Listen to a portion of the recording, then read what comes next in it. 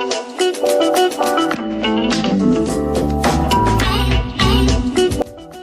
teman-teman, kembali lagi di Teguh ID. Pada kesempatan kali ini kita akan membahas tentang gaji PNS terbaru 2021 ya.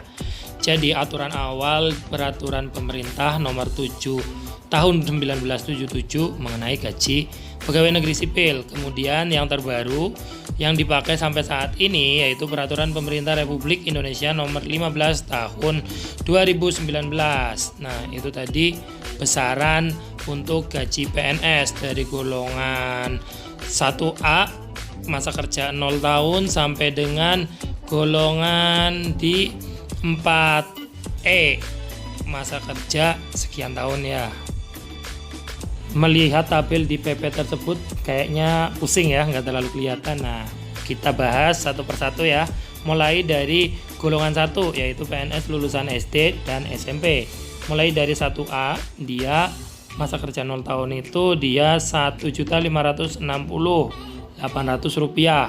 Kemudian di 1D paling tingginya Rp2.686.500. Ini untuk di golongan 1. Itu besaran gajinya sekian.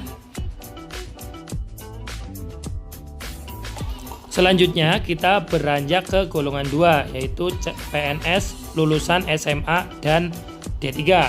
Jadi kalau kalian lulusan tersebut akan masuk di golongan ini ya. Untuk golongan 2A dia paling rendah di Rp2.022.200. Kemudian yang paling tinggi di golongan 2D dia Rp3.820.000.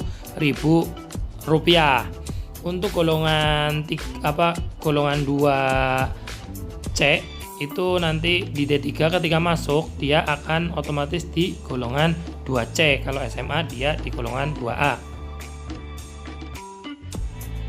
Next kita pindah ke golongan 3. Golongan 3 ini adalah lulusan S1, S2 hingga dengan S3. Untuk lulusan S1 dia masuk di 3A, kemudian untuk S2 di 3B, begitu seterusnya. Untuk besaran gajinya itu untuk 3A dia Rp2.579.400. Jadi kalau kalian daftar CPNS melalui S1 nanti gaji awal kalian sekian. Kalau di S2 dia di golongan 2B-nya. Kemudian paling tinggi di 3D dia Rp4.797.000. Oke, dan yang terakhir ini kalau udah senior-senior biasanya di golongan 4 ya. Dia di golongan 4A itu gajinya Rp3.044.300. Kemudian yang paling tinggi di PNS itu adalah golongan 4E. Di 4E itu paling tinggi gajinya Rp5.901.200. Nah, itu dia lengkap untuk daftar gaji PNS yang terbaru ya, tahun yang berlaku di tahun 2021. Nah, ada catatan-catatan terkait hal itu yang bisa teman-teman simak juga, yaitu bahwa besaran gaji seluruh PNS yang ada di Indonesia itu sama, mau dia ditempatkan di pedalaman, di kota ataupun di luar negeri ya guys. Yang membedakan itu nanti ada di tunjangan dan lain-lain. Kita akan bahas lagi di bawah. Kemudian poin yang kedua, selain gaji, PNS juga mendapat tunjangan untuk anak dan istri, di mana tunjangan istri itu besarannya 10% dari gaji pokok yang tadi dijelaskan. Kemudian untuk tunjangan anak itu 2% dari gaji pokok yang tadi, dikali sampai dengan maksimal 3 orang anak. Ini berlaku juga untuk apabila seorang PNS mengambil anak angkat, dia akan dapat tunjangan, tapi maksimalnya yaitu untuk total anak yang dapat ditanggung itu maksimal adalah 3 orang anak. Selanjutnya setelah tunjangan anak istri ada uang makan, di mana besaran uang makan per PNS per hari itu 35.000 sampai dengan 41.000. Ini berdasarkan hari kerja ya. Jadi kalau libur nggak dapat.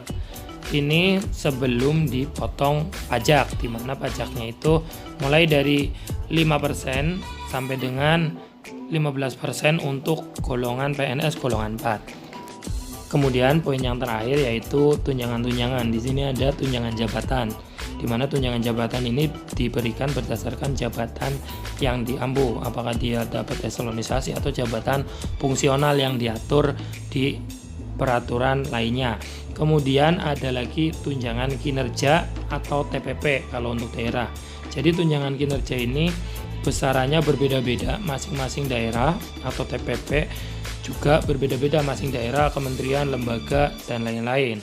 Untuk yang tertinggi itu kalau nggak salah di DJP, kemudian yang terendah itu TPP beberapa daerah, bahkan ada yang mungkin masih belum ada TPP karena daerah ini dia dipengaruhi oleh pendapatan asli daerahnya masing-masing. Jadi biasanya PNS daerah ini untuk TPP-nya itu banyak yang masih kecil, walaupun ada beberapa daerah seperti DKI Jakarta, Jawa Timur yang TPP-nya itu bahkan melebihi tunjangan kinerja dari rata-rata kementerian lembaga pusat.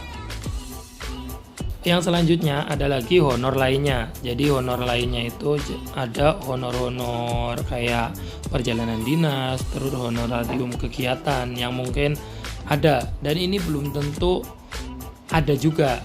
Jadi untuk yang di tunjangan jabatan, tunjangan kinerja, TPP, dan honor lainnya ini akan menjadi hak PNS jika itu ada. Jadi belum tentu dia ada. Jadi untuk yang inti dari penghasilan PNS itu ada di gaji pokok, kemudian tunjangan anak istri, kemudian uang makan. Itu adalah yang pasti akan didapatkan jika Anda menjadi seorang PNS. Kemudian ada lagi untuk CPNS, yaitu PNS yang baru diangkat, itu dia hanya mendapatkan 80% dari pendapatan yang ada.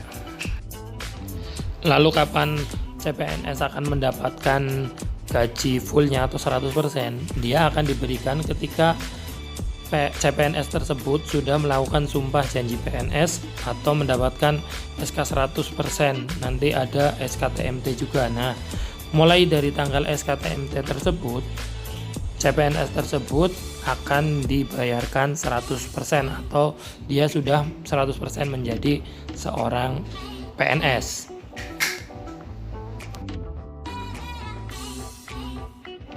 Nah, itu dia pembahasan tentang gaji PNS terbaru 2021.